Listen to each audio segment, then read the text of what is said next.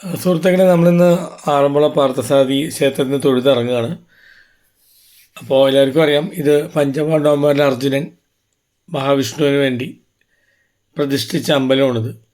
ആറന്മുള എന്ന് പറയുമ്പോൾ 6 വള്ളങ്ങളിൽ അമ്പലത്തിന് ആവശ്യമുള്ള സാധനങ്ങൾ വന്നു ഒരുമിച്ച് കൂടിച്ചേർത്തു എന്ന് പറയുന്നു. ഇത് 18 പടികളുള്ള ദർശനവാതിലാണ്.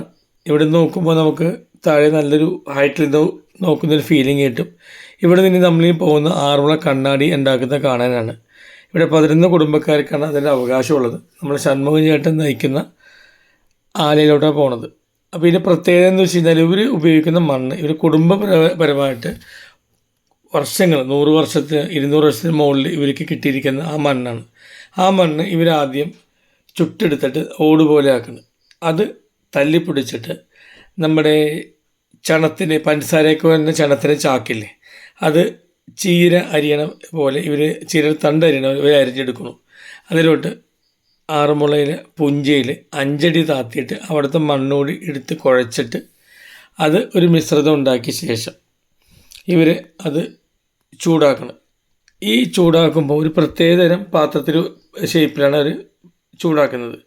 ഇതിൽ വെളുത്തീയും ചെറുതടി ചെമ്പും കൂടി ചേർത്ത് വെച്ചിട്ടാണ് നമ്മുടെ കൈ കൊണ്ട് കറക്കുന്ന ആലയിൽ വെച്ചിട്ടാണ് ഇത് ചൂടാക്കുന്നത്. ഇത് ചൂടായി കഴിയുമ്പോൾ ഈ ലോഹം ഉരുകിയിട്ട് ഈ ചെറിയ ഇവിടെ ഇരിക്കുന്ന പാത്രങ്ങളാണ്, ആ പാത്രത്തിലോട്ട് അത് വീഴണം.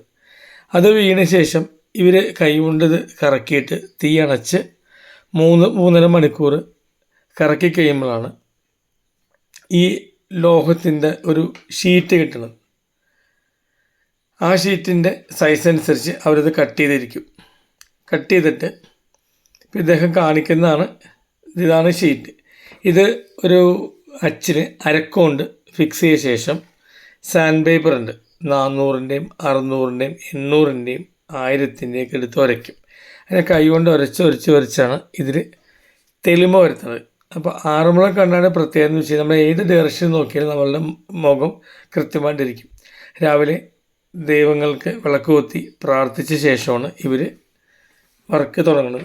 ഞായറാഴ്ച ദിവസം വരെ ഇവർ മുടക്കുമില്ല. അപ്പോൾ ഇതിലെ കൂട്ട് എന്ന് പറയുന്നത് പാരമ്പര്യമായിട്ട് കിട്ടുന്നതാണ്, അത് അവരായിരിക്കും പറഞ്ഞു തരില്ല.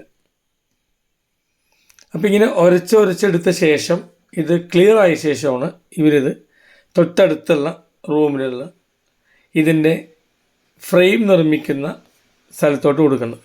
ഏറ്റവും ചെറിയ ഒരു ആറന്മുള കണ്ണാടിക്ക് സെപ്റ്റംബർ 2024 വില എന്ന് പറയുന്നത് 1200 രൂപയാണ്. അത് സ്റ്റാൻഡ് ഉണ്ടാവില്ല, നമ്മൾ ഒന്നിലും കൈ പിടിക്കേണ്ടി വരും, അല്ലെങ്കിൽ നമ്മൾ വേറെ ഏതെങ്കിലും സ്റ്റാൻഡ് ഉണ്ടാക്കിയിട്ട് ഫിക്സ് ചെയ്യേണ്ടി വരും. സ്റ്റാൻഡ് ഉള്ളതിന് 1900 രൂപയാണ്, പക്ഷെ അത് കിട്ടാൻ ബുദ്ധിമുട്ടാണ്, ഭയങ്കര ഡിമാൻഡാണ്. പിന്നെ ആറന്മുള വേറെ കണ്ണാടി പ്രത്യേകത എന്ന് വെച്ച് കഴിഞ്ഞാൽ, ഇതിൽ വെള്ളം വീണ് ഒന്ന് തുടച്ച ശേഷം മണ്ണെണ്ണ ഒഴിച്ച് തുടക്കുക. വെറുതെ നമ്മൾ സാധാരണ തുണിയാണ് തുടക്കരുത്. ബനിയൻ ക്ലോത്ത്, കണ്ണാടി, നമ്മുടെ കണ്ണാടി ഉണ്ട് നമ്മൾ വായിക്കുന്നത്, അത് വെച്ചുള്ള ക്ലോത്തില്ല, അതുകൊണ്ട് ക്ലീൻ ചെയ്യുക. അപ്പോൾ ഇവർ ഈ പറയുന്നത് വെച്ച് കഴിഞ്ഞാൽ, ഇവർക്കൊരു പ്രശ്നങ്ങളുണ്ട്. ഇവരുടെ പുതിയ തലമുറ അന്വേഷിച്ചപ്പോൾ ആരും ഈ ഫീൽഡിലോട്ട് വരുന്നില്ല.